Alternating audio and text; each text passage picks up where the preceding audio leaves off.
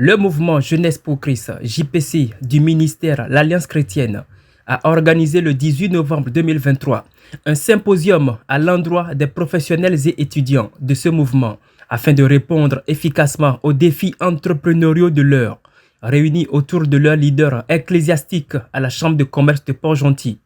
Plusieurs thématiques ont été développées, mais bien avant, une prière d'ouverture s'impose. S'en sont suivis des travaux en atelier, lesquels ont accouché d'un rapport conduisant à l'élaboration des recommandations et la mise en place d'un comité de suivi.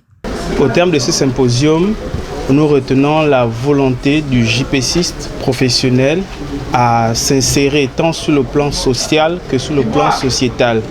Alors après ce symposium, il faut dire qu'il y a un comité qui a été mis en place, un comité de suivi. Et ce comité de suivi va suivre les recommandations qui ont été formulées par le symposium. Conformément aux dispositions du règlement intérieur de ce mouvement, le jeune JPCiste est appelé à être un disciple de Jésus-Christ. Et c'est à ce juste titre qu'il devrait s'impliquer pleinement dans le développement socio-économique de sa communauté. Lorsque nous investissons sur la jeunesse, nous sommes sûrs qu'à court, à moyen et même à long terme, nous pourrons récolter et avoir des générations d'entrepreneurs, d'hommes d'affaires qui pourront impacter leur environnement, pour leur propre bien, pour le bien de l'Église et même au-delà pour le bien de la nation. Longtemps cantonné dans un rôle purement spirituel, le chrétien d'aujourd'hui est appelé à s'impliquer dans la création des activités génératrices de revenus. Il est question pour nous de nous insérer en matière de notre deuxième dimension de notre vision au sein du mouvement dans le tissu économique.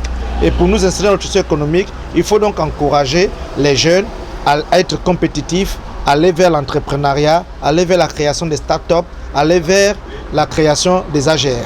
La visite des stands et l'installation du comité de suivi ont constitué les temps forts de la deuxième édition de ce symposium, clôturé par une prière. Je prie, oh Dieu,